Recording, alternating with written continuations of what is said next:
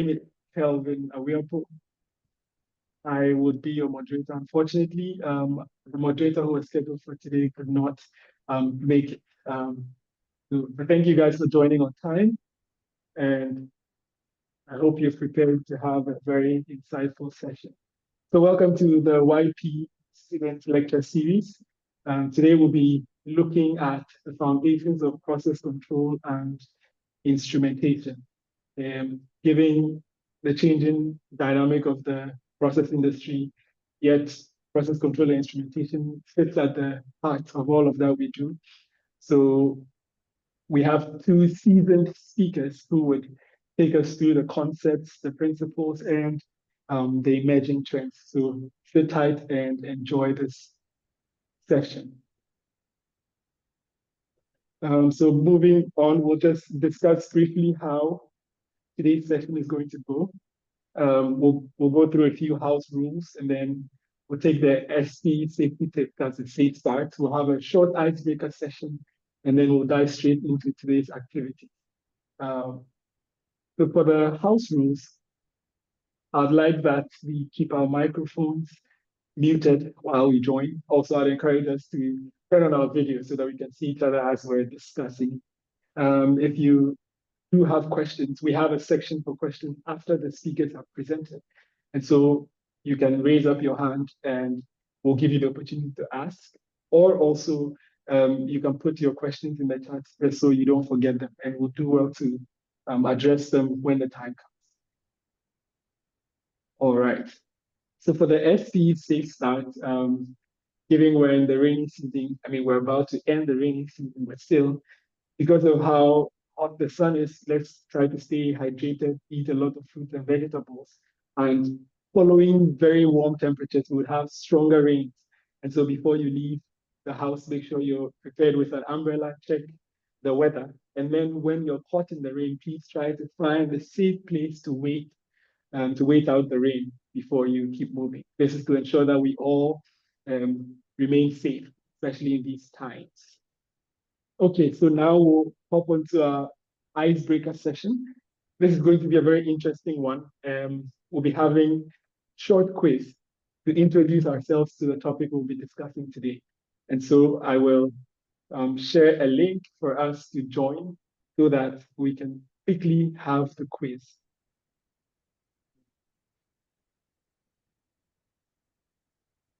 All right. Give me one moment.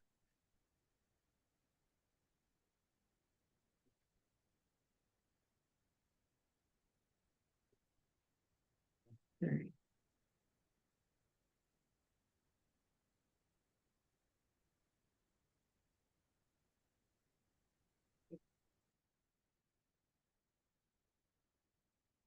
Okay, so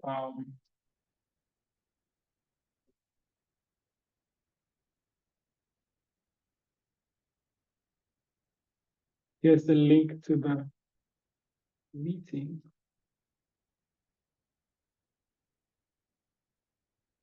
All right, so you can join with this link, and then you put in this meeting ID.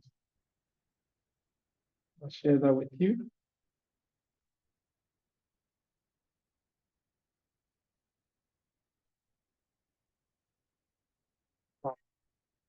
So let's see those who have joined.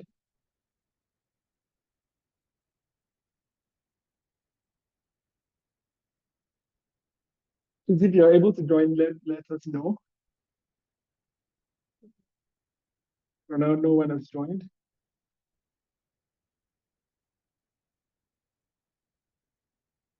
Okay, I see Tracy.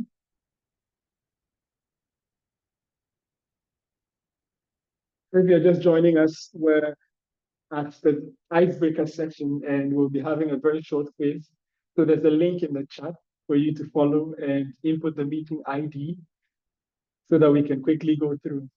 When we're up to 10 people, we'll start the quiz. So let's join quickly. All right.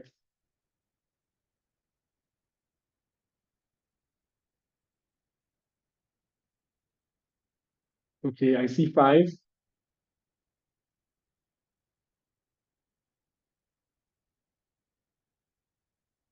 4 more people, and then we'll start the quiz.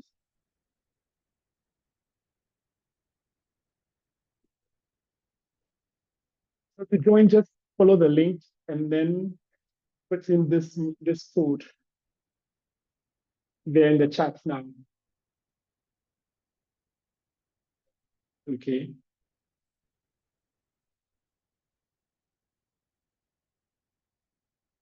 Okay, we have 7.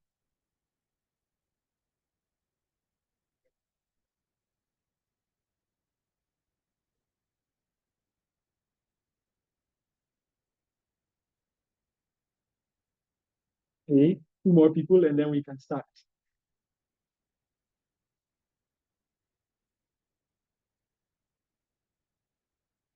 2 more people.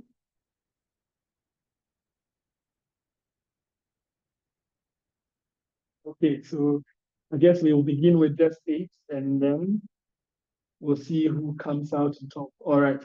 So I'm about to start the quiz. So let's all get ready.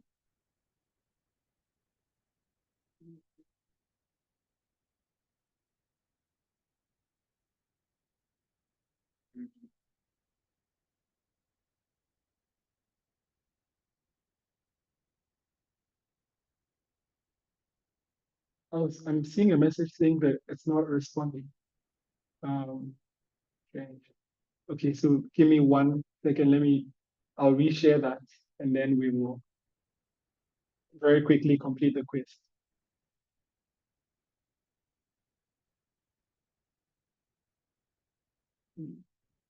Okay, so I have 13 people who have joined. Let's see. Okay, so we're starting the quiz. So for those who have joined, the quiz is about to start. Question 1.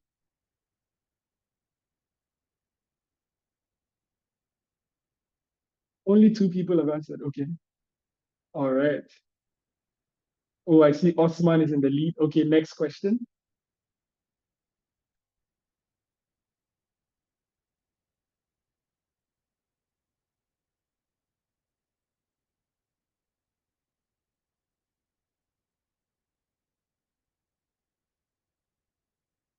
Oh, 71% of us got it right. Okay. Next question.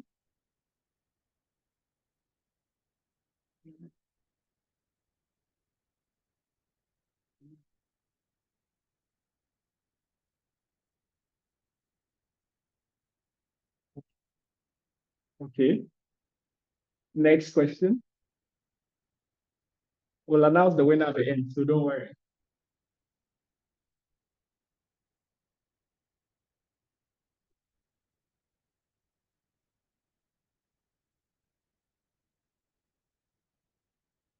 Okay, 36% of us got it right. Next question.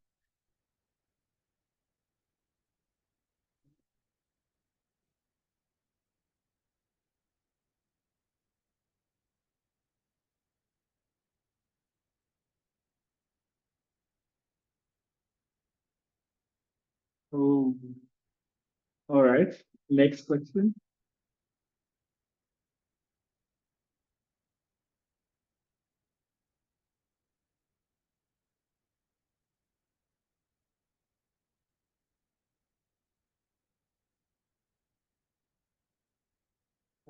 Okay, 4 more questions. The next question. There's still time to overtake the leader.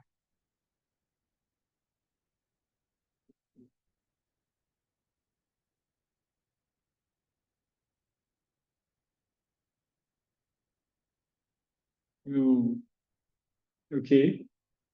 Question number 8.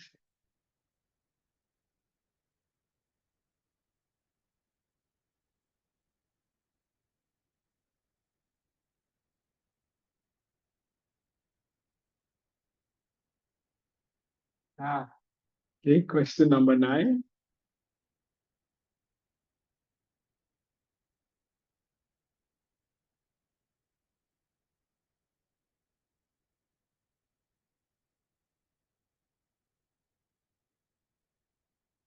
All right. So now to the final question.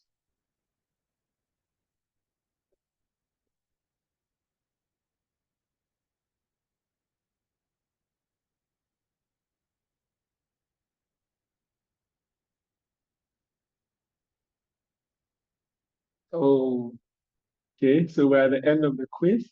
So F-Boy came in third place, Dennis in second, and Osman was first. So congratulations to Osman. I hope this was a good way to introduce our topic for today. So thank you all who joined. So let's get back to business. Okay, so I'd like to now give the floor to the Young Professionals Committee Chair, the person of Yao Kojua, to give us the opening address. So Yao, if you're here, the floor is yours. All right, thank you very much, Kelvin. I'm unable to share my surroundings because it's not really appropriate. However, I just want to say good afternoon and welcome to all our distinguished speakers, fellow young professionals, and our vibrant student community. On behalf of the Young Professionals Committee and in collaboration with the Student Liaison Committee, we welcome you to the October lecture series, Part 1, themed Foundations of Process Control and Instrumentation, the Concepts, Principles, and Emerging Trends. Today's session is not just another technical lecture, but it's a bridge between what we know and what we must know, as we've already seen from the quiz. Process control and instrumentation form the language of precision, safety, and innovation in our industry. This is not random, but it's calculated, it's measured, it's controlled, and refined. As young professionals, we stand at a defining point in energy transformation. The world continues to evolve. Automation is taking over. Artificial intelligence and digital integration are rewriting the rules of engineering as we know it and energy as we know it. But what remains timeless is our mindset. A mindset of curiosity, discipline, and purpose can set us on a path of great success. This collaboration between the YP and students' liaison committees is deliberate. It is an act of continuity from previous um, administrations.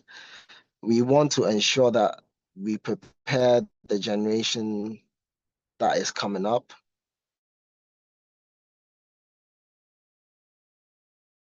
Creating a culture where learning is not seasonal but sustained, where passion meets professionalism and where mentorship and mastery meet practice. So as we dive into today's discussions, I urge you, do not listen for information or listen to respond, but listen for inspiration, listen to understand, and listen to leave with a nugget. Don't just seek to understand systems, but seek to understand your role in shaping them. Because this October lecture series is more than an event, I just want you to know it is an intention of the YP and student liaison committees that we will leave here more enriched and ready to leave our marks in the industry. Once again, I say welcome to everybody to this particular October lecture series, and let's make this an encounter that sharpens our minds and ignites our purpose. Thank you very much and enjoy today's lecture series. Thank you so much, Yao, for that speech. I think that sets us for what promises to be a very insightful session. And so, like I told you earlier, we have two, so not just one, but two um, seasoned speakers on the topic. And so I'll go ahead to introduce them and then we'll hand over to them. And so our first speaker is in the person of Dr. Branson Eric Thompson. So Dr. Eric holds a PhD in petroleum and natural gas engineering from China University of Geosciences in Beijing, China. He's currently a senior lecturer at the Petroleum and Natural Gas Engineering Department at the University of Mines and Technology, Takwa, and the current head of the department. Dr. Branson has profound interest in process flow modeling and simulation, reservoir modeling and simulation, enhanced oil recovery, software development in petroleum engineering, and application and development of artificial intelligence techniques in the oil and gas industry. And so our first speaker would be Dr. Branson Eric Thompson. And I'll just go ahead to introduce the second speaker and so that I don't have to interrupt their discussion. So the second speaker we have is Dr. Shadrach Fosu, who holds a PhD degree in Minerals and Materials Engineering from the University of South Australia, and a BSc degree in Minerals Engineering from the University of Mines and Technology, Takwa. He's currently a senior lecturer with the Environmental and Safety Engineering Department and the head of university laboratories at UMA. His research interests in the areas of ore characterization and process mineralogy, sustainable mining practices, mining processing, environmental chemistry, monitoring characterization, water and wastewater treatment, simulation and computer-aided process control and instrumentation. And he's also a member of the West African Institute of Mining, Metallurgy, and Petroleum, and the International Association of Engineers. So you see, these are some big profiles. And so we're honored to have you. So Dr. Branson, the floor is yours. Okay, before we start, Dr. Fusu will start, then I'll come in later. Okay, all right. Mm.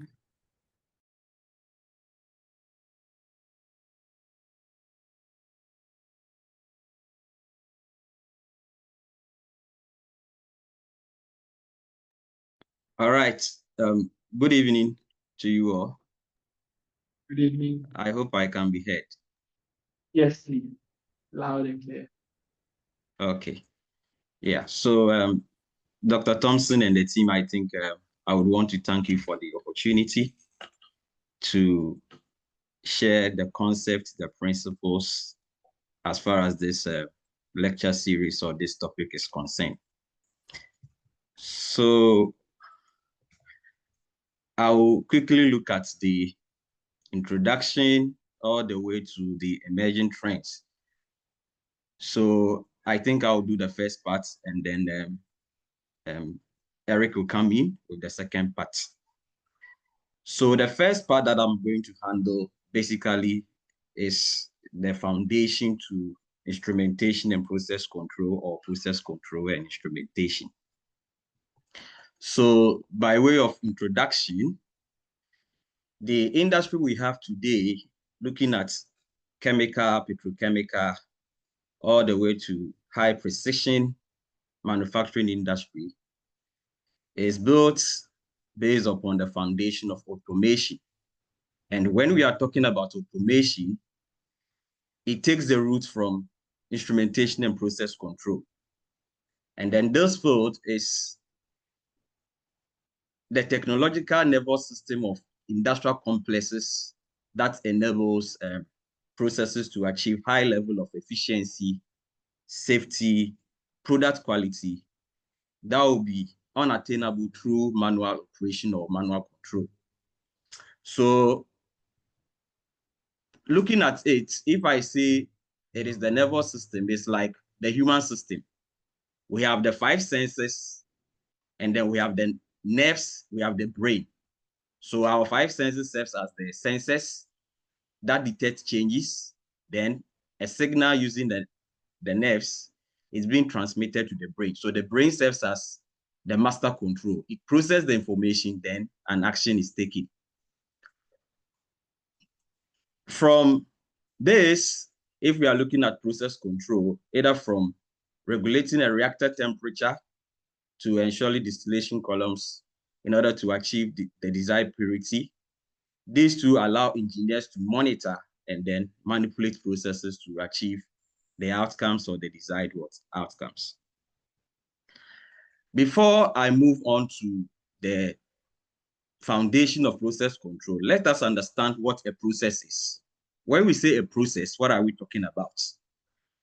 A process basically refers to converting or changing raw feed material to products using chemical or physical operation. We can have a unit operation, we can have a process unit combining in order to convert this raw material into the finished products.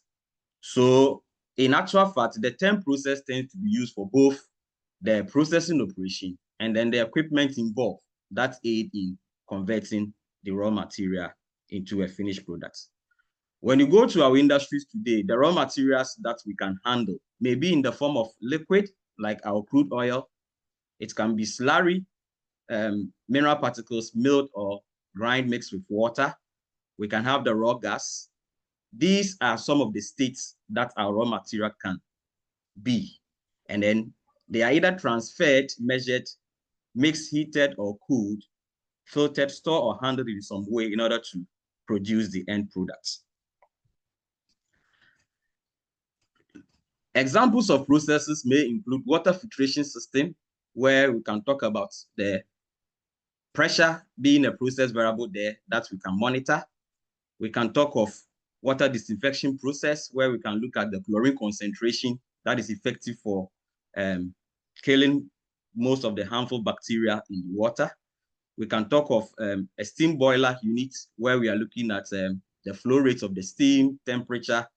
We can talk of the oil refinery units and even power generation. So what I have here is just a process showing for crude oil processing and then water treatment process, starting from the raw water all the way to the various units before we get the finished products.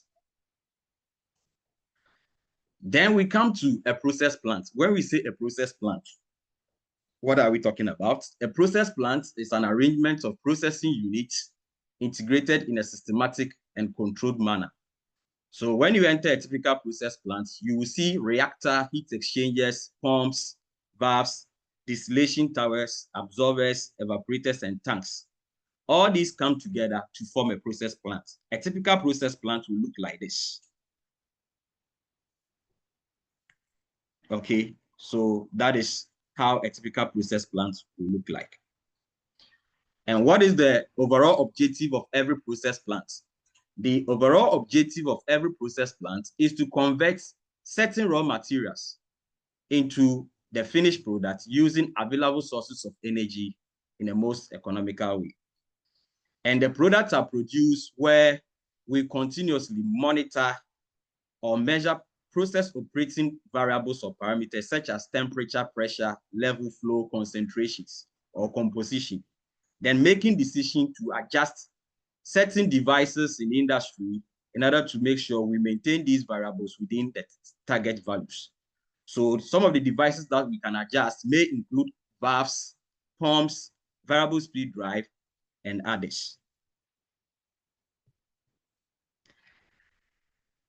Now let's move on to the overview of instrumentation and process control. Now, to control a process parameter, the first thing to do is to understand the current attributes of the process. And when I say to understand the current attributes of the process, what are we talking about? It means you have to first measure to know the condition. So measurement is one of the important requirements in any processing plant or production or manufacturing industry. And since successful process control requires appropriate instrumentation where we need accurate and reliable measurements, engineers should be able to understand simple common instrument that we use in our process operation. There is no control system or industrial process that will be complete without some form of instrumentation. As I said, we first need to understand the current attributes of the process. And to do that, we need instruments to give us the current attributes of the process. So talking about instrumentation, it's the science and then technology of measurements. And it's the field that concerns with the design, construction, and maintenance of devices that detect and quantify the physical and then the chemical features or characteristics of a process. And these features or characteristics are termed as PVs or process variables or process parameters. And they include pressure, temperature, flow rates, liquid levels, pH, humidity, rotational speed, composition, and the rest. And the function of instrumentation is to provide the raw and then the empirical data that serves as the sensory inputs for any control strategy. So when a sensor measures the process attributes, it is being given to another device. And that is where the control action will come in. We'll talk about that. So therefore, instrumentation is the essential prerequisite for control, forming the first link in the chain of automated process management. What is a process control? So one, a process control is a way of maintaining a process variable at the desired value or target value by adjusting a device that affects that process. Or process control means to regulate, direct, or command a system so that the desired objective is achieved. And the primary objective of every process control is to maintain a process at the desired operating condition safely and economically while satisfying environmental and product quality requirements. We'll talk about some of these into detail as we move on. Why process control or instrumentation and control in engineering and industry? I always tell my students that number one reason why we do automation or we have control systems in industry is for safety reasons, for safe plant operation, to protect the personnel, so to protect the personnel working in industry, and then the equipment that we are also using to achieve our end products. So for the safe plant operation, we are looking at monitoring and responding to hazards, because in industry, we deal with a lot of hazardous condition, or we handle dangerous materials. And we can have toxic chemicals and explosive substances. We don't want pressure in a pressurized vessel to go out of range, which can lead to explosion that can be very catastrophic. We don't want hazardous liquid to overflow the tanks, especially when you have caustic and acids in tanks where they overflow. And we know these chemicals are irritants, and then they can cause injuries to personnel working in industry. Then for product quality requirements, if you want to achieve your products with the right specification, then certain process variables need to be measured and monitored to be controlled to be within the desired values in order to achieve the end products with the right specification. Then for equipment protection, we also don't want pumps to be running dry, where it can lead to pump cavitation that can increase the wearing rates of the pump.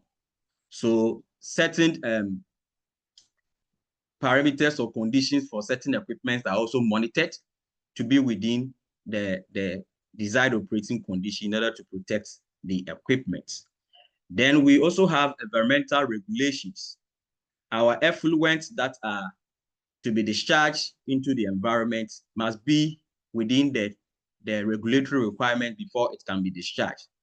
For instance, if you have a steam generation plant where you are generating energy using steam turbine, the surplus water that is heated shouldn't be discharged easily into the environment. That can lead to thermal pollution.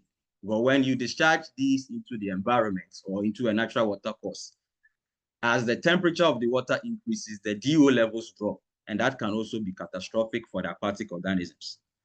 Then the other one that I'll also talk about is to also increase efficiency and profits, or for economics. We can control certain process parameters in order to maximize our yield whilst using limited resources. For example, we can control temperature. If you have a reaction where, let's say the reaction is exothermic, okay, the reaction is exothermic.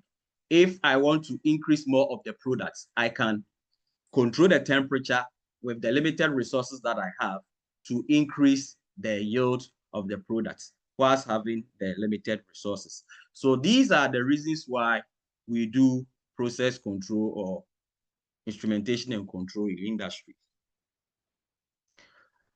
Now, the objective of process control is accomplished through a rational arrangement of equipment using measuring devices, valves, controllers, computer, and then human intervention. That's the plant designers and then the plant operators. And all these together form what we term as the control system. Now, there are three general classes of needs that a control system is called to satisfy. One, it has to suppress the influence of external disturbances. When we say external disturbances, they are conditions that cause our process variables to deviate from the target values. And it's the duty of every control system to suppress the influence of these external disturbances, and also to ensure stability of a chemical process or a process, whilst measuring and then maintaining the process variable. The process variable must be maintained at the target value, and also to optimize the performance of a chemical process. These are the three general classes of need that a control system is called to satisfy. Now let's look at some key terms that we use in process control. So a process control system is a system capable of monitoring and regulating the operation of a process or a plant, as we have discussed earlier. And a process control system monitors the operation of each part of the process, where it will identify the unwanted changes and then also initiate necessary corrective action. So the unwanted changes as a result of disturbances causing your process variable of interest to deviate from the target value. If you take a typical plant-based instrumentation and control system, it can be grouped into two. We have the open loop control instrumentation system and then the closed loop control instrumentation system. Even though they are different, they have 5 basic functions. They monitor, measure, record, indicate, and then they control. Typically in instrumentation and control engineering, both your measurement device, that is the device that will give us the current attribute of the process, and another device, we term it as the final control element or final control device, connect to some physical system, we term it as what? A process. So this is my process. It could be a water level control process. You have your measuring device, you have the controller. We'll talk about all these. Then we have the final control element or the final control device. So the measuring elements or device and then the final control device connect to the physical system we term as what? A process. Okay. So as I said, it can be a process, can be in the form of a simple tank, a furnace, or a chemical reactor, or a motor in an entire plant.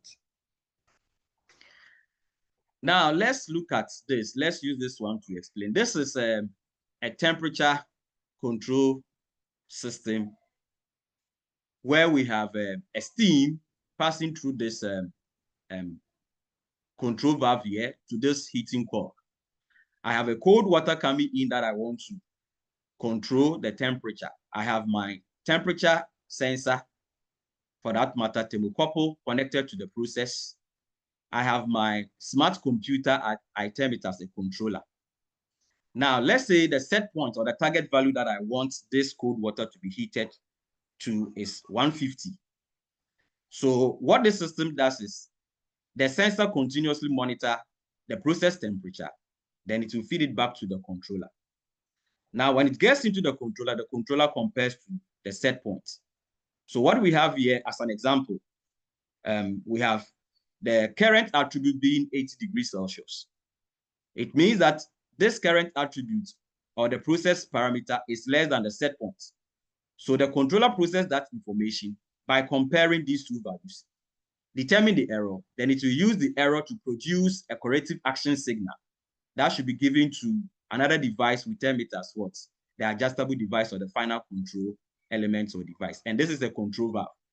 So the signal will be given to this valve. Automatically, it will adjust the process by bringing in more steam to heat up the process for us to achieve a temperature of what? 150 degrees Celsius. Now, looking at this, the cold water flow rate and its temperature is called a load or a disturbance. Because once it comes in, it will reduce the temperature of the processed water in the tank. So the temperature of the hot water is our process variable or the variable that we want to control. And then the steam flow rate is the manipulated variable, because we are going to manipulate the flow rate in order to achieve what we want. Then the desired temperature of the hot water is what we term as the set point variable or the target value that we want to maintain our process variable at. The difference between the set points and then the process variable is what we term as the error or the deviation variable, that the controller uses its algorithm to produce a corrective action signal that will adjust the control valve in order to bring the process temperature to be equal to the set point. Now, looking at that, let's say we want to control this one manually. So if you want to control this one manually, we have let's say we have a target temperature of 80 degrees. So the green line indicates my 80 degrees, and then the pink one indicates my process variable. If you want to control a temperature system manually, it means that you should have a temperature gauge where you will monitor with your eyes, knowing the set point temperature. Then if the temperature is below the set point, you try to adjust a heating valve or a valve carrying the heating medium. For the manual control, this is what happens. Okay, if care is not taken, the system can oscillate like this, and it becomes very difficult to bring the process to be equal to the set points. Now, when we come to automatic control, where now you have given the decision-making ability to a smart computer, we term it as a controller, to suppress any external disturbances or load, and then bring the process variable to be equal to the set point. This is what happens. You have small oscillation, but at the end of the day, it dampens and brings the process variable to be equal to the target value. So we've talked about the process variable, the PV, that is the specific variable or measurable characteristics of the process that we desire the process to be maintained at. So it includes the flow rates, the temperature, and the rest. Then we also have the set point, which is the target value for the process variable. Then we have the disturbance, any unwanted changes that cause our process variable or that affect the process variable to deviate from the set points is what we term as the disturbance or load. It could be the feed composition, cold water flow rate coming into a temperature reactor, and the rest. And then the error is the difference between the set points and then the process variable, depending on the type of control system that you are using. It can be SP minus PV or PV minus SP if you are dealing with reverse acting controllers and then direct acting controllers. Yeah. So the driving force for any control action is the error, which is calculated as the difference between the set point and the current process variable. And then the fundamental purpose of the control loop is to continuously work to minimize this error, driving it as close to zero as possible. Then we have the manipulated variable, the MV. That is the quantity in the process we will adjust or otherwise manipulate in order to bring the process variable to be equal to the set point. So if you are doing manual control, so this is where you go to your final control element. If it is a manual valve, you hold the steering head of the valve and then you try to adjust. Okay. If it is an automatic control system, we are using a control valve where a signal from the controller is sent to the control valve actuator, and then it adjusts the valve piston to bring the process variable to be equal to the set point. Now, to do process control, as I said earlier on, you need sensors or primary sensing elements. So the sensor is a device that directly senses the process variable and then translates the sense quantity into an analog representation, either in electrical, voltage, current, and the rest.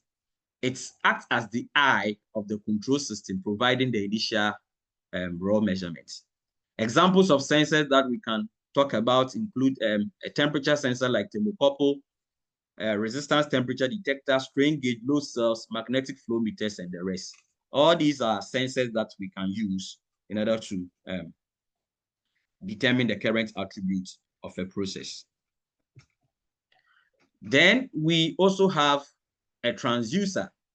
Now, sometimes you go to industry and then you hear of a temperature transducer, a pressure transducer. When we say a transducer, typically a transducer is a device that converts one form of energy into another form.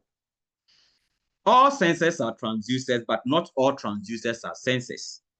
Why do I say that? In the world of instrumentation and control, when we say a transducer, if a transducer measures a process variable and then it is able to give you an electrical output, then we say that transducer is a sensor. And that is why I said all sensors are transducers, but not all transducers are sensors. If you take a loudspeaker, for instance, it receives electrical energy and then give you an output sound. It is a transducer, but it is not what? A sensor in the world of instrumentation. So sometimes you hear of a sensor, a temperature sensor, or a temperature transducer. In the same way, if that sensor or transducer is able to measure a process variable and then give you an electrical output, then that transducer is a sensor. So that is why I have a transducer or a sensor, which takes a physical energy and then converts it into what? An electrical signal that can be read. Apart from that, we have another device we term it as a transmitter. How do we get our process variables from the field being transmitted all the way to some distances where we have the human-machine interface and then the control room? We have the engineer sitting behind the HMI monitoring the process attributes on the field. And this is done by a device we term it as what? A transmitter. Now, the outputs of some of these sensors that we use sometimes are very weak and they are very susceptible to electrical noise, and they are also nonlinear. So they are not good for transmission over long distances. So to be able to process this signal output and then transmit them over long distances, that is where the transmitter comes in. Now, when the transmitter comes in, the duty of the transmitter is to standardize this signal output from the sensors into a standardized instrumentation signal, which is in the range of 4 to 20 milliampere if it is running with electric signal, or 3 to 15 psi if it is running with pneumatic signal or a digital signal package. So a transmitter is a device that transmits a standardized instrumentation signal representing a physical variable being measured. And that standard electrical signal we are talking about can be in the form of 1 to 5 volts or 4 to 20 milliampere. Now, 1 to 5 volts, the standard resistor that we use is 250 ohm. So when you convert the 4 and then the 4 to 20 milliampere using the 250 ohm, using the Ohm's law, you get your 1 and 5 volts equivalent. And this represents either 0% for the lower range value and then 100% for the upper range value. Then the transmitted signal is received or is sent to an analog input card on a PLC or to a DCS or to a SCADA, which detects the transmitted signal, representing the process variable measured or detected by the sensor on the field. Now, if necessary, a transducer first converts this initial measurement into an electrical signal that is then amplified and then standardized by the transmitter. So this is how a transmitter works. So you have your physical variable, then you have your sensor or a transducer that will monitor the physical variable. So this physical variable that we are monitoring is a temperature variable in the range of 0 to 100 degrees Fahrenheit. So first, a temperature sensor or transducer monitors that, then gives an output of 0 to 3 millivolts. Now, 0 to 3 millivolts is not a standardized instrumentation signal. So the transmitter picks it up and then it will convert it to what? A standardized instrumentation signal for the receiver, like a PLC or an indicator or a recorder. So a pipeline here, we have a pressure transducer monitoring a pressure. It gives an output 0 to 3 millivolts. Then within this, we have the transmitter that will standardize that into a standardized instrumentation signal. Then it will be given to a PLC for processing. So that is how a transmitter works. So we can have a pressure transmitter, a level transmitter, temperature transmitter, flow transmitter, all the way to pH and conductivity transmitter. All these are transmitters that can be used to transmit process attributes to receivers or to control room for process monitoring. Now let's come to the controller or the controllers. So in process control, this smart device serves as the brain of the system. So the standardized signal from the transmitter representing the current value of the process variable is sent to the smart device, we term it as the controller. The controller is the decision-making component of the system, the brain of the control loop. Inside the controller, the incoming PV, that is the process variable, is continuously compared to a user-defined set point. So the set point that the engineer or the operator has entered into the controller in order to calculate the error. Now, based on this error, the controller will execute a pre-programmed control algorithm or a logic in order to compute a corrective action signal that should be given to an adjustable device or a final control element in order to adjust the process variable to be equal to the set point. A typical faceplate of a standalone PID controller will look like this, where you can see your process attribute, the set point, and then the controller's output. Okay, so most of the controllers that we have operate or work using what we term as the proportional integral derivative algorithms. And all these tackle the components of the error in order to remove it or bring the process variable to be equal to the set point. If you take the proportional algorithm tackles the magnitude of the error. How large has the error or is the error in the system? Okay, then it will remove the error. So the P algorithm looks at the current value and provide an adjustment based on its difference from the set point. Then the integral algorithm looks at the duration. How long has the error existed? By looking at the changing error, then the derivative tries to what? Predict where it will go or it is going. So the proportional and then the integral algorithm terms tell the corrective action to keep going while the derivative catches the corrective action and then it tells it to slow down.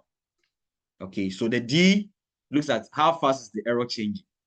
Okay, so what happens is that if there is an error in the system, the P algorithm looks at the magnitude, tries to push the process variable close to the set point, but it doesn't take it there, leaving an offset. So the integral will come in and then remove this offset. And finally, the derivative stabilizes the system and then brings the process variable to be equal to the set point. Controllers can be implemented using various technologies, including a standalone panel-mounted device. We can have PLCs, programmable logic controllers. We can have a distributed control system. We can have a SCADA, supervisory control and data acquisition. All these are different types of control architectures that we can have to control process variables in industry. On the first plate of a controller, you can have two modes of the controller. We can have the automatic mode and then the manual mode. When we say we are putting a controller in automatic mode, it means that the controller will generate an output signal automatically based on the relationship between the process variable and the set point after a sensor has given that process attribute to the controller, and it will generate that corrective action automatically. But when we say a controller is put in the manual mode, it means that the decision-making ability of the controller is bypassed to let a human being now take the decision and then adjust the final control element to bring the process variable to be equal to the set point. So this is an example of a faceplate of a speed controller where we have the manual mode knob and then the automatic mode knob. When you come to this one, this is a water level control system where we have two switches, low level switch and then high level switch. So if I put this one in an automatic mode, what it means is that when the inflow rate increases and then it starts filling my tank here, when it gets to the high level switch detects that, then send a signal to the controller. The controller now give an output command signal to the pump, telling the pump to start running to draw the water. When it gets down here, the low level switch picks the information, send it to the controller, telling the controller that we are the low level, so tell the pump to stop running. If that doesn't happen, the pump will run and then automatically to take all the water out, and then the pump will be running on air. And then this will lead to pump cavitation, increasing the wearing rates of the pump. In the manual mode, you need to have a local side glass level gauge where you monitor the level when it gets to the high level, you come and turn on the pump to run the water out. When it gets to the low level, you turn off the pump. That is in the manual mode.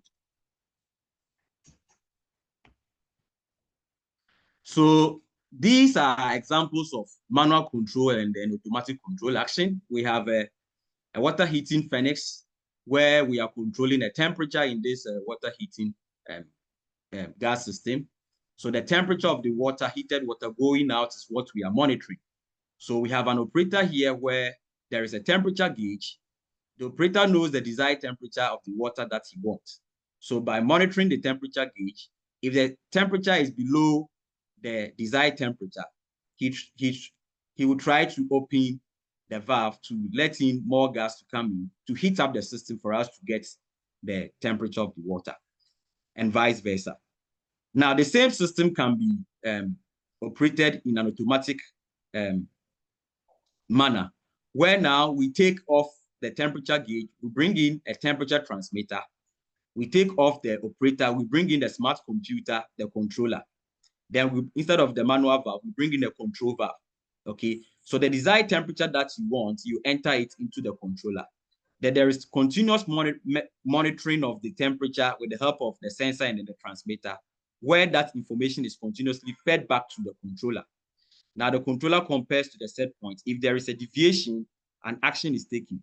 That corrective action comes out as a manipulated signal telling the control valve to open by a certain percentage or close by a certain percentage, depending on the type of error existing in the system.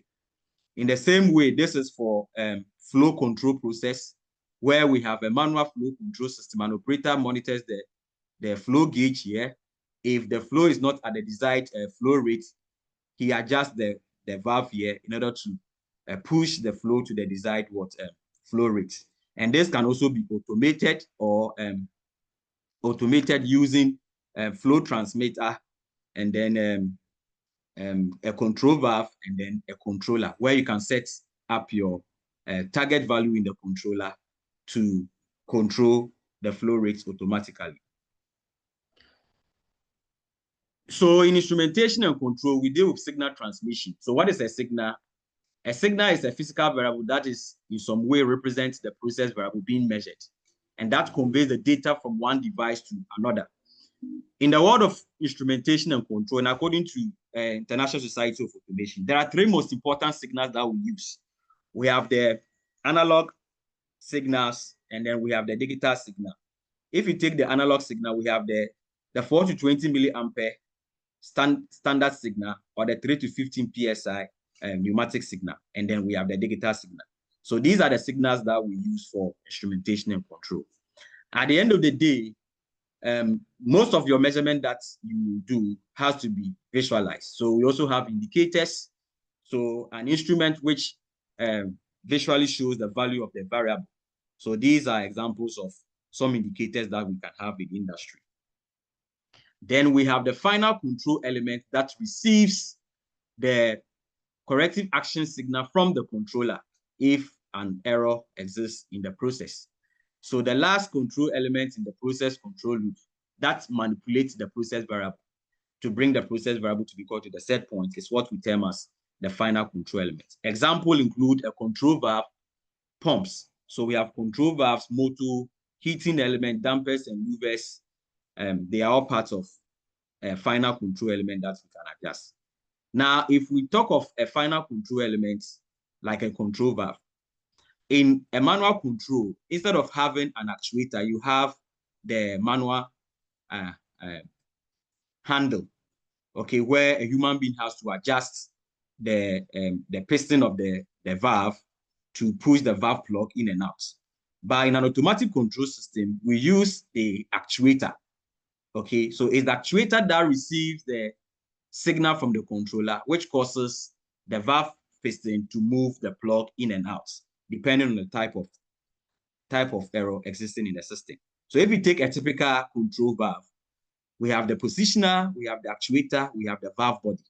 Okay, the positioner converts the electrical signal, because most of the controllers that we use give electrical outputs, and this the most of the actuators that we also use are pneumatic actuated devices. A positioner will convert that electrical signal from the controller into a pneumatic signal before it can be given to what? The actuator. That is why when you are in the industry, when a valve opens, you hear the chase sound. That is the motion of the actuator. So the actuator is part of the final control device that causes a physical change in the final control device when it is signaled to do so by a controller. We can have electric actuator, which runs with electric signal. We can have pneumatic actuator or hydraulic actuator that uses what? Hydraulic fluid. Now, a control loop forms the basis of the automation that we have been talking about. So when we say a control loop, it's a process management system designed to maintain a process variable at the desired set points. A combination of the instruments or functions that are interconnected to measure and control a process variable with feedback is called a control loop. And each step in the loop works together with the others in order to manage the whole system. The key element of a process control system is the closed loop control system. So we have a process where you have your sensor attached to the process with a transmitter that continuously monitors the process attributes. Then it will feed it back to the controller for a corrective action to be taken where the action signal is given to a final control element. Plants usually have several hundreds of individual control loops, each of which control one aspect of a particular process. If you take a distillation column, it could be the column pressure. In a compressor, it could be the extraction pressure. In a reactor, it could be the feed flow rate or the reaction temperature. In a water disinfection tank, it could be the chlorine concentration. In mineral processing, where we are doing mineral leaching, it could be the reagent concentration needed to leach the mineral. Now, the control loop uses three elements to maintain the process variable at the desired set point by performing three tasks. One, to measure the process attributes using a measuring instrument or sensor. Then there is comparison using the controller. Then the adjustment aspect, where there is an adjustment to bring the process variable to be equal to the set point using the final control element. Example is the control valve. We can classify control system, as I said earlier on, into open loop control and then a closed loop control. So if you take the open loop control system, which is also known as a non-feedback control system, it's one in which the control action is completely independent of the process output. It doesn't monitor the process output in order to do any correction. So the system executes a predetermined set of instructions based on its inputs without any mechanism to measure the results or compensate for the deviation. It also operates on a simple cause and effect basis. An input is given and then an action is performed with no subsequent verification of the outcome. So we say the loop is what? Open. Examples include a conventional toaster, which operates on a timer. It applies the heat for a set duration, irrespective of whether the bread is perfectly toasted or burnt. Then we have the automatic washing machine, which runs through a pre-programmed cycle of washing, rinsing, and spinning for a fixed time. It does not have sensor to check if the clothes are actually clean. Then a simple immersion rod heater, when turned on, will continuously supply heat without monitoring the water temperature, whether it is at the right or the desired temperature. All these are examples of open loop systems.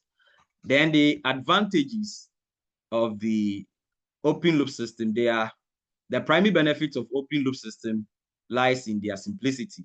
So they are simple in design because of the ease to, because there is no feedback condition, it is very simple. It doesn't monitor any deviations or disturbances that are affecting the process. In terms of cost effectiveness, it has a lower cost due to a fewer components and then a simpler logic system.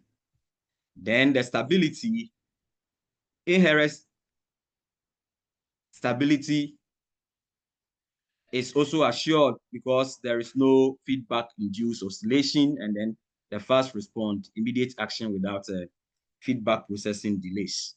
The disadvantages are that they are inaccurate, imprecise, cannot correct for errors, susceptible to disturbances, unable to compensate for variations. And it is also dependent on calibration. So if it is not performing the way you want it to perform, you have to calibrate it.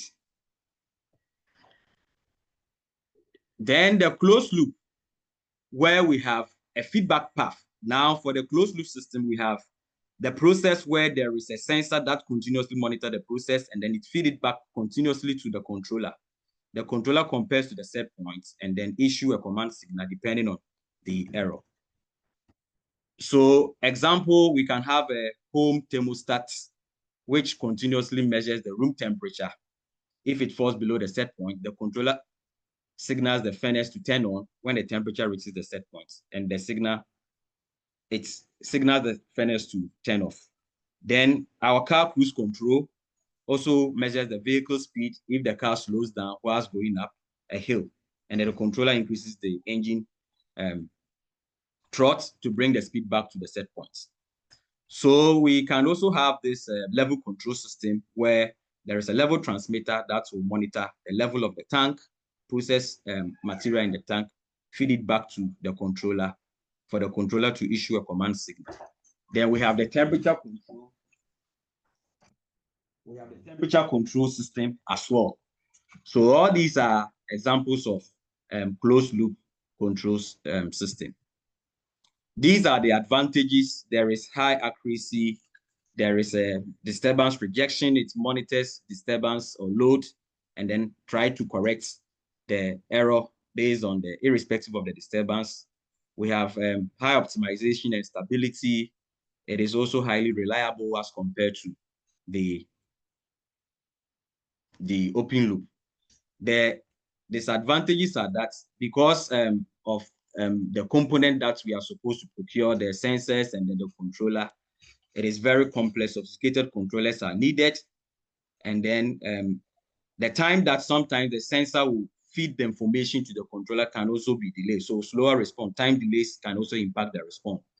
Then the potential instability can also sometimes occur due to the comparison of the set point and then the process variable. If the controller is not well tuned, that can also affect the closed loop control system. So this basically tells us when to use the open loop and when to use the closed loop. So low cost, if you are dealing with a process that has to do with low cost priority, and then where predictable process is not actually of essence, measurement is not feasible, the output measurement is not feasible, and the rest, then you can go in for the open loop. Where you need high accuracy, when you want to handle disturbances for continuous monitoring and regulation, and then when you decide automation, then you have to go in for closed loop. So these are examples of some closed loop control system, and closed loop control system form the basis of control engineering, and that is what we term as the feedback control. So for this control system, the error occurs before a correction is made. Unlike the feed forward, where it is very proactive, it anticipates the error before the error attacks the process. And mostly a feed forward control system tackles the disturbance rather than the process attributes being deviated or deviating from the set points. So all these are examples of some industrial feedback control system. So this is a temperature reactor. This is a heat exchanger where we have the sensor, the controller, and then the final control element. For the sake of time, I think when questions are asked, if you want more explanation on this, I will explain it.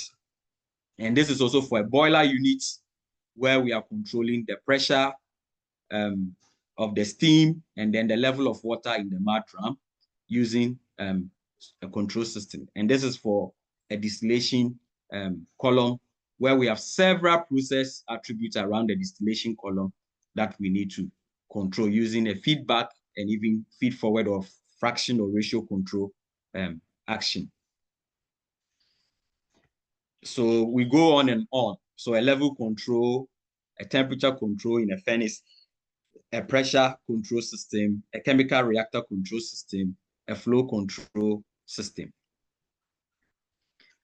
So in conclusion to my lecture before Eric comes in, process control and instrumentation are the backbone of process and manufacturing engineering operations. They ensure safety, efficiency, product quality, and compliance. And for engineers, mastering this essential is critical, not only to run plants smoothly, but also to innovate for the future. As plants embrace digital transformation, engineers must blend traditional knowledge with emerging technologies, and the ability to interpret sensor data, design effective control loops, and also optimize the processes will remain invaluable. Control the process, and then you control the outcome of your process in order to achieve the target operating parameters. Thank you very much. And then I will end here for the next lecture. Okay, thank you very much, Dr. Fosu, and I will now take over from here.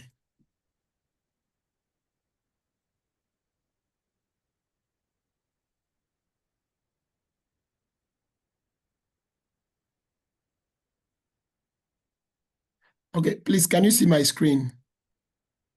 Yes.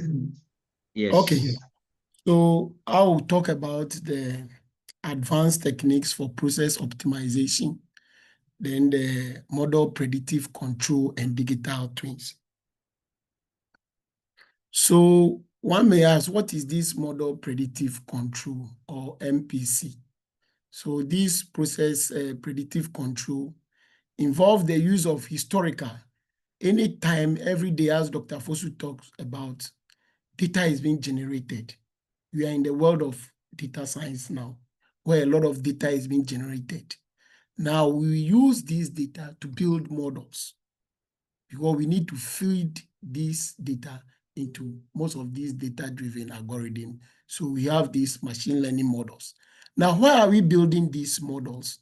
We build these models so that we can be able to predict future outcomes.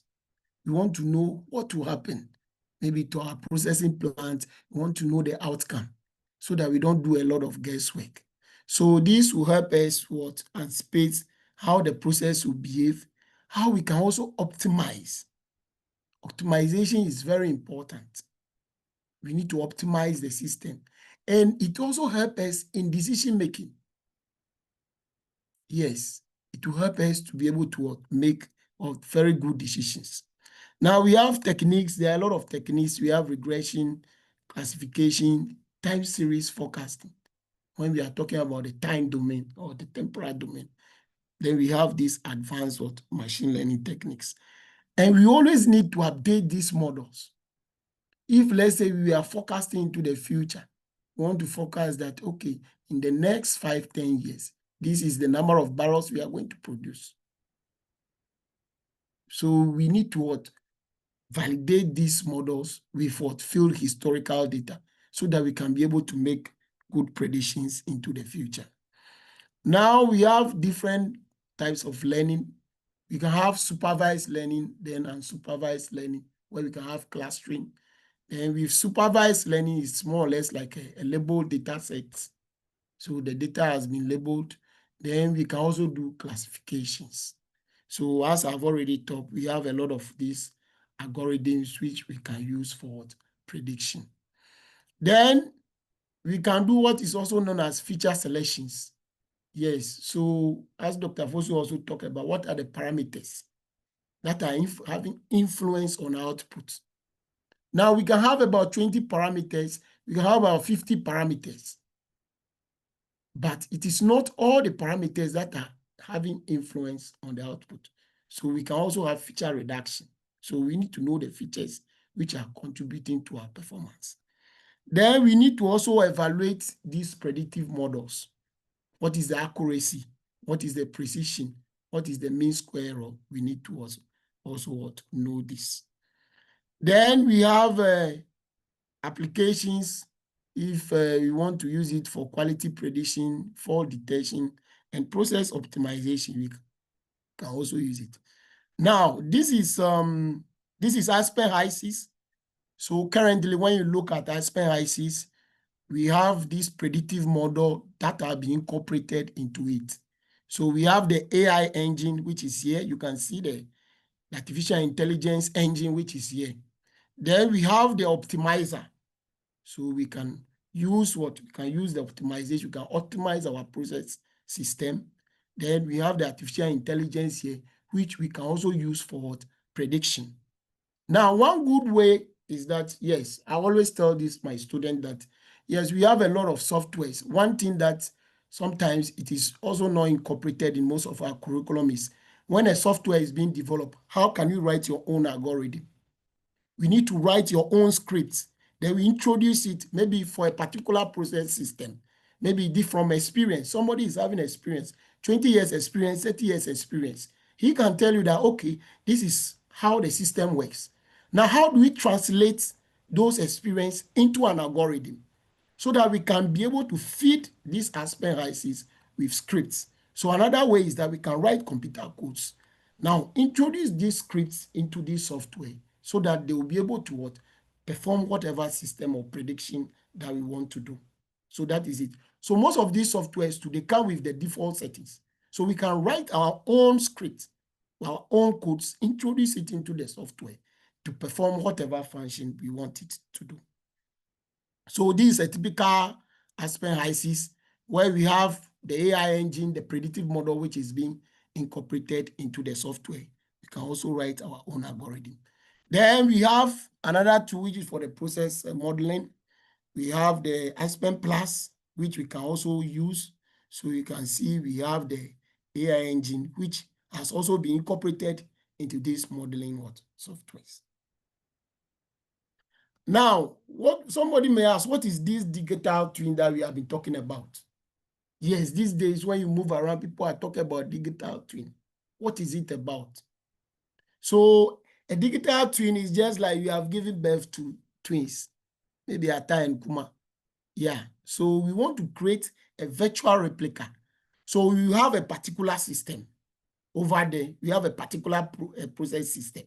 Now we want to create a replica of that system so that we can be able to use that replica system to monitor whatever the real system. So whatever is going on, if there is a problem, we can be able to troubleshoot the problem. Don't forget that whenever we have problem in the field, we need to translate this information back to the virtual system that we have there.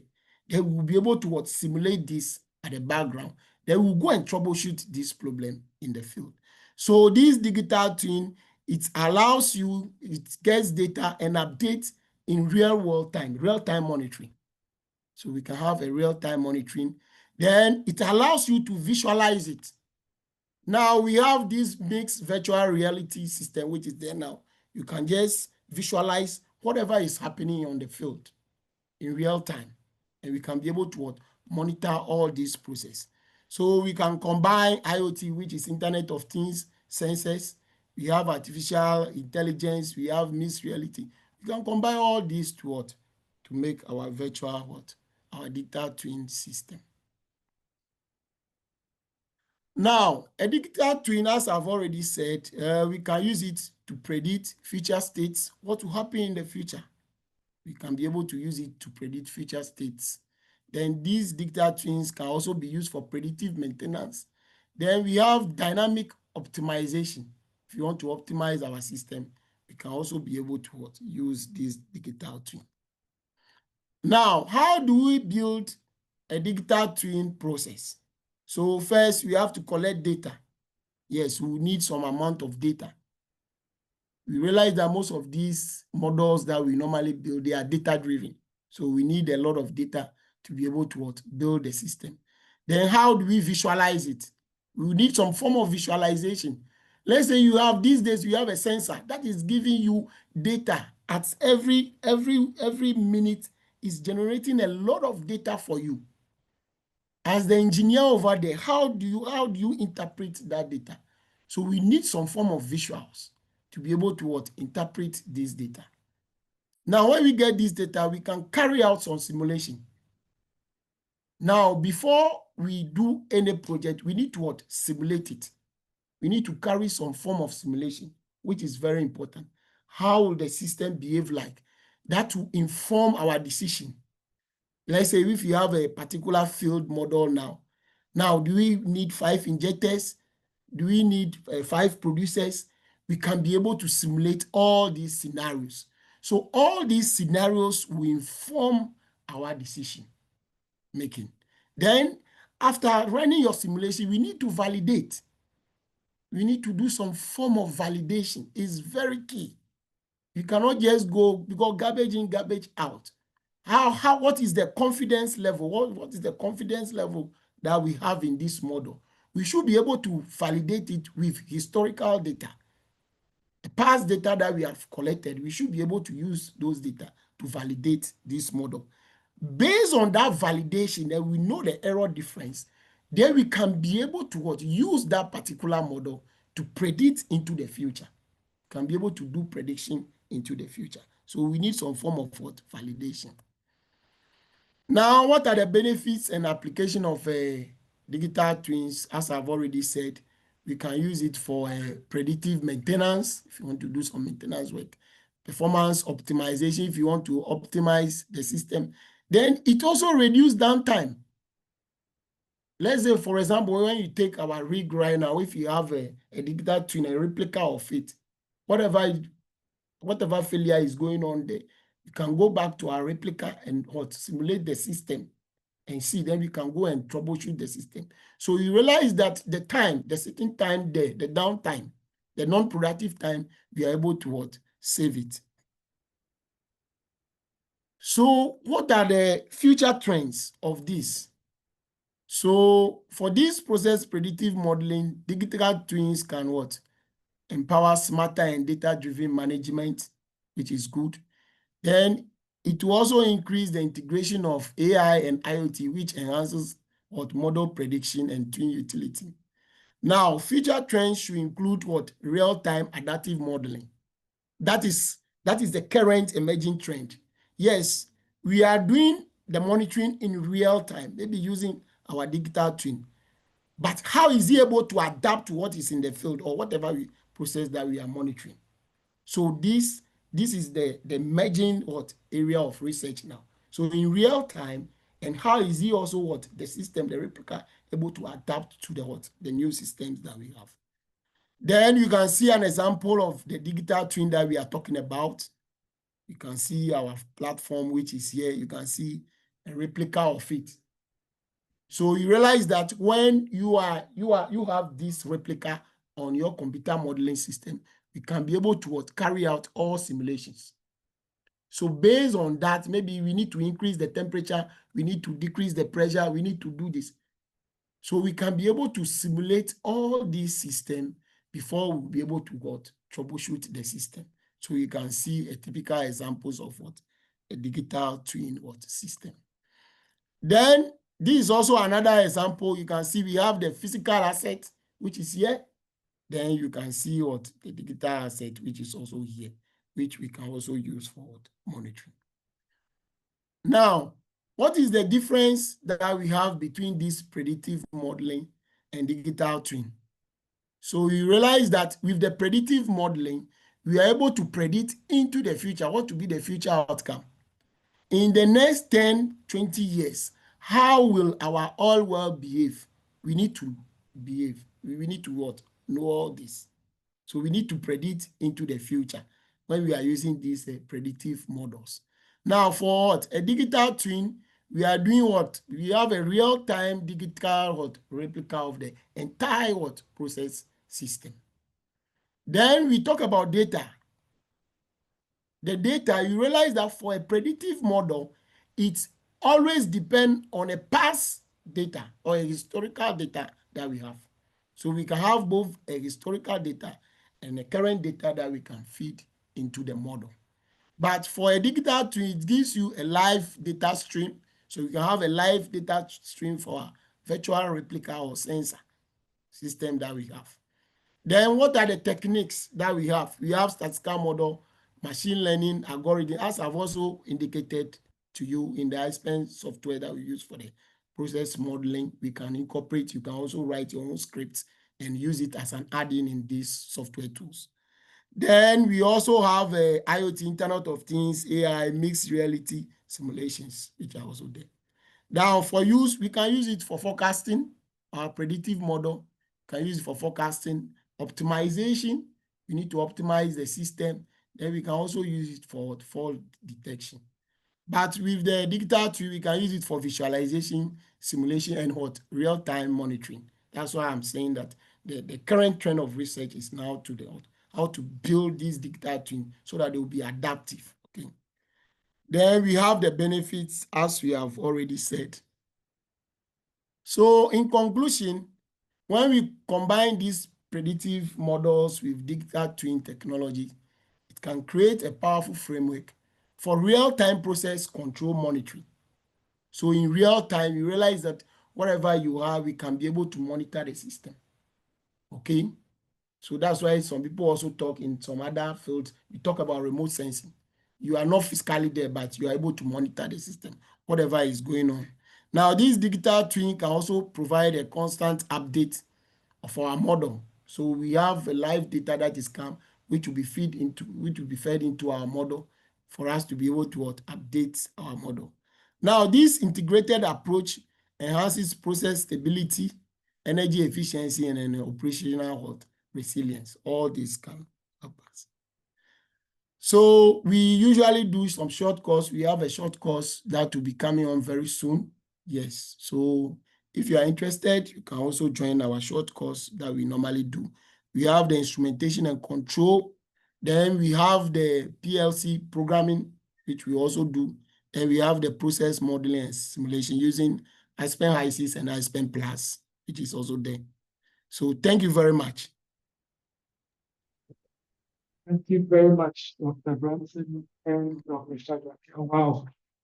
When I said at the beginning that we're gearing up for an insightful session, I couldn't have imagined what we're getting into, but wow, those were two excellent presentations. And I'm sure all of these would have taken us a whole maybe semester or 1 full year to learn, being able to go through all of that in just about an hour. So now we're ready for questions. If you have questions, kindly put them in the chat.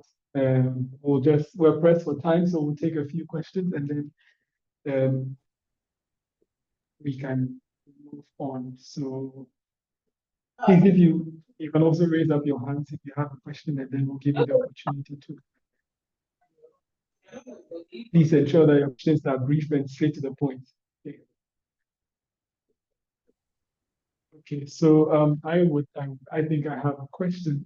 So most of what was discussed looks like process control and instrumentation is has a lot of AI, digitalization, and data analysis, and all of that. So, and given that a lot of the processes are controlled now digitally, not manually, where is the place for engineers? Do we all have to now become data analysts or data scientists to be able to drive in this field?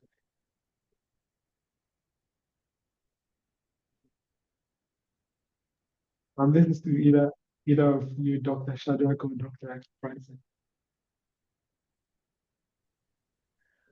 Please come again. Okay, so I was just basically asking, now that most of process control and instrumentation is digitalized, is there a place still for engineers, or do we all have to now become data analysts and data scientists to be able to be successful in this field?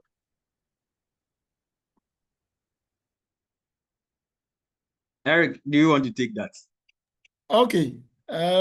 Basically, one thing, I can cite typical examples here. Let me say, if I take the mining domain over here. Yes, most of the mines, especially when you go to Australia, Canada, most of the countries, they are automating these mines. But somebody will say with years to come, some of these technologies may take jobs from us. But don't forget that, yes, if you have a control room somewhere, let's say, for example, in Australia, they have a truck, the truck that they use to load the rock materials. Somebody is just sitting behind the computer, just controlling the truck to move from either to the ore or the stockpile or maybe to the waste dump. Somebody is just controlling this. So yes, they will come in and improve our system, but the human component, we cannot take it out. Yes, somebody needs to monitor the system. Yeah, thank you. Thank you very much. And we have a hand from Benedict. You can go ahead. Yes. Thank you very much, Doc. I must say this is a very wonderful and inspiring lectures. Yes, so I'm interested in the short courses that you said you'll be running short in due time. I wanted to ask the mode of the course. How is it going to be presented? Is it going to be in person or online?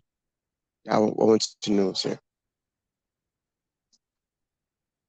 Okay, so usually for our short courses, we usually do it online.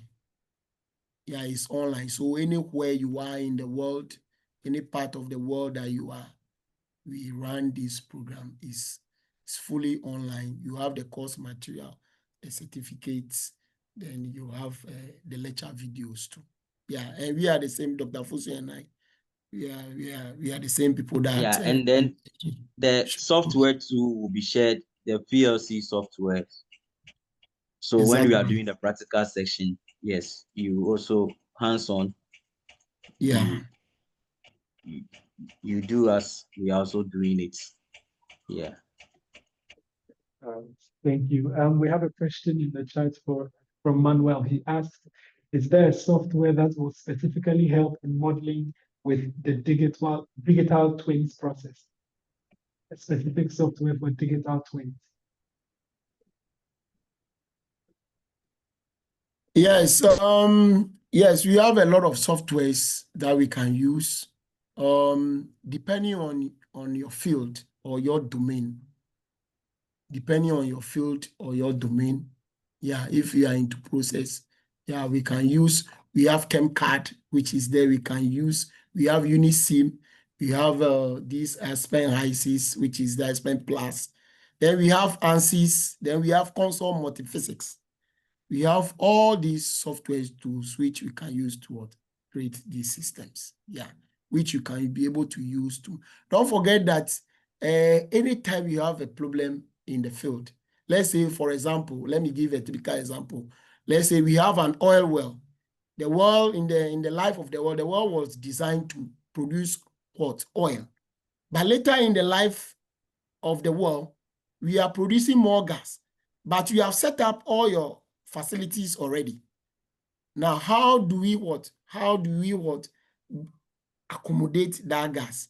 So you see that we can make reference to a replica system, simulate that particular system, and see the equipment that we can be able to install in place to be able to handle this gas. Okay, so basically, so we have a lot of softwares that you can use for that.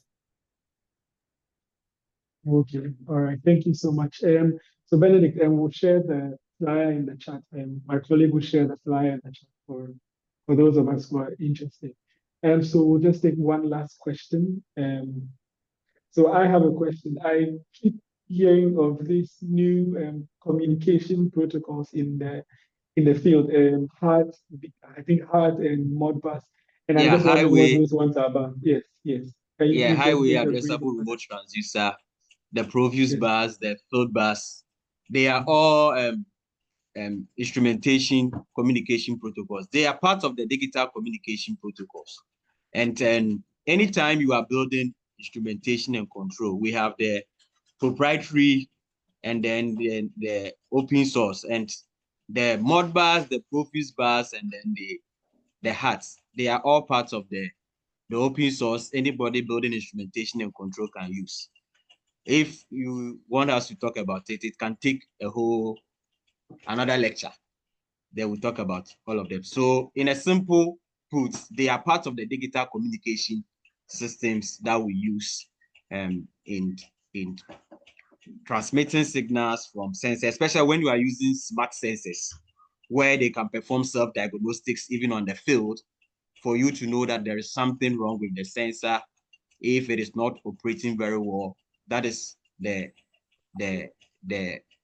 communication system that we use. And when you are using that, you only use one digital communication cable for all the sensors. Unlike the analog where you connect various cables to individual sensors. When you go to your control cabinet, you have a lot of cables there. But for the digital, we use only one digital communication cable. The only disadvantage here is that when that cable becomes defective, it means all the sensors for that particular connection will not be able to communicate very well or will not work. Yes, but unlike the analog, if one of the sensor, the cable is not working or is defective, the other instruments can work. Yeah, if you want us to go into the nitty-gritties or the details, we can talk about it. It's a whole lecture on its own, taking them one by one, the mod bus, the profuse bus, the float bus, foundation float bus, and the rest. But the take home here is that they are all parts of the digital communication. All right. Thank you very much. We have two questions. I'm just going to read them together and then we'll just briefly, maybe Doctor can answer them together. So the first is, what's the difference between process control? How different is process control from systems engineering? And then the other one is, can digital twins still give inaccurate results?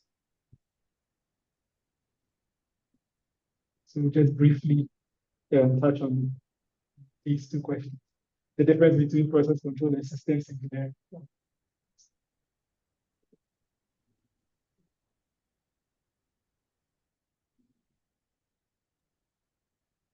Hello, can you hear me? Hello? Hello, can I be heard? Yes, you can be heard. Okay. Yeah, Dr. Fosu, do you want to take the first one? Yeah, so, hello, my Yes. network. Hello, please, can you hear me? Yes, we can hear you. Yeah, so the difference between process control and then system engineering. Yeah, so if we are talking about system engineering, you are looking at starting from the designing and then managing the complex system or the process.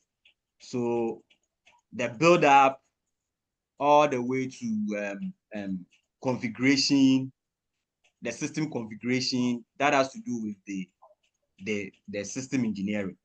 So even in the process control architecture or the control architecture, before your field sensors will be able to communicate with the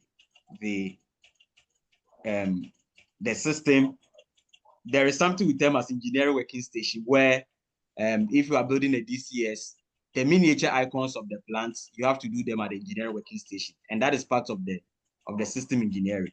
But if you are talking about the process control, the process control aspect has to do with the regulation after you have built a system, how the system responds to regulate your process what variable to be equal to the set point. Okay, so the system engineering is there from start, designing the whole complex system, building up the miniature prototype or icons, writing the logics, and then the building the human machine interface in order for your system or your sensor to be able to communicate with the servers and then the HMI or the operator working station. That has to do with the system then. And then the daughter is now the process control. After you have built a system, the information given to the system should be able to use that information to be able to regulate your process variable and then maintain them at your target values that you desire in order to achieve your end product. So that is the difference. Thank you very much. Okay, so with the second part, somebody was asking whether it can also give inaccurate results. Yeah, all these are data driven. So if we feed the system with an inaccurate data, it can also give us error. Yeah, error is part of the modeling process, so we cannot do away with it. That's why we need to do our data quality checks before we feed the data in. Yeah, thank you. Okay. Yes, so thank you so much. It was very, very great discussion today. So unfortunately, Solomon, we're pressed with time. So maybe Dr. Shadrach and Dr. Branson, how can we like contact you through maybe LinkedIn, or maybe you can share your profile with us in the chat so that we can share the rest of our questions with you. So my colleague will also share a link in the chat for us to give feedback on this particular event to ensure that we improve later sessions. So you'll see the link shortly in the group chat. So yes, just as we've had the part one, so this was just part one of our process control and instrumentation session. On Friday, which is the 24th of October, same time, 4 p.m., would have the part two. And so this time we'll be looking at process control and instrumentation in action, technologies, applications, and industry benefits. So this discussion will be led by Engineer James Aston. And so let's all set our calendars and prepare to join another very insightful session. Also, let's look out for the Eco-African National Universities Climate Debate, which is happening in 4 days on the 25th of October. So let's join and support our universities that are participating. Yes. Okay, so now I would quickly hand over to Isabella Donko, who is the Student Liaison Committee Chair, to give us the vote of thanks before we leave. Isabella, if you're on, the floor is yours.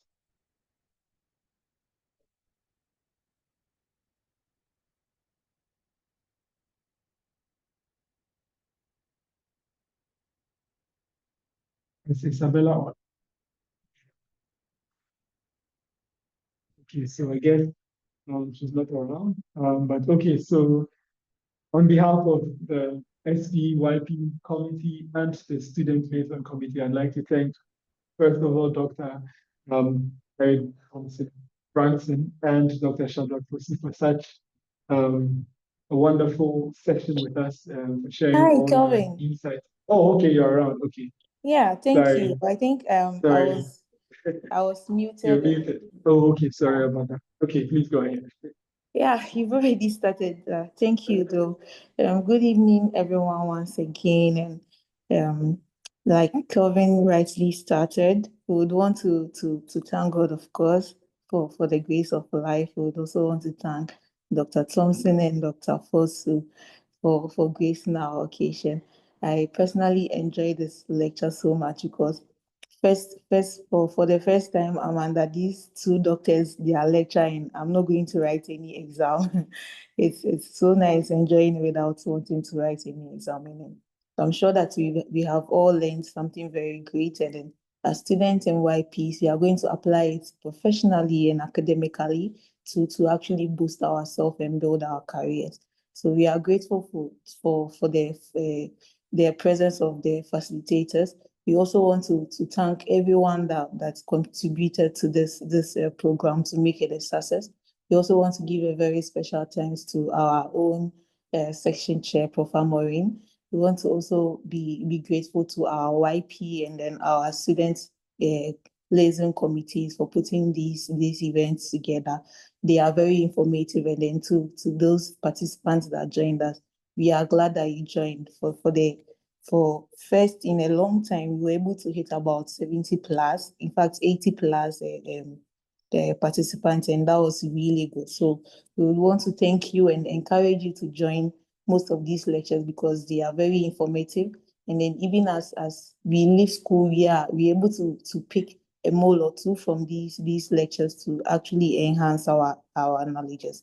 So thank you all for joining today, and over to you, Kelvin. All right, thank you very much. And she said it all. So I think Dr. Branson has left his number in the chat. And so we can reach out to him there and register for the courses coming up, because we've already seen, it's already giving us a gist of how those would look like.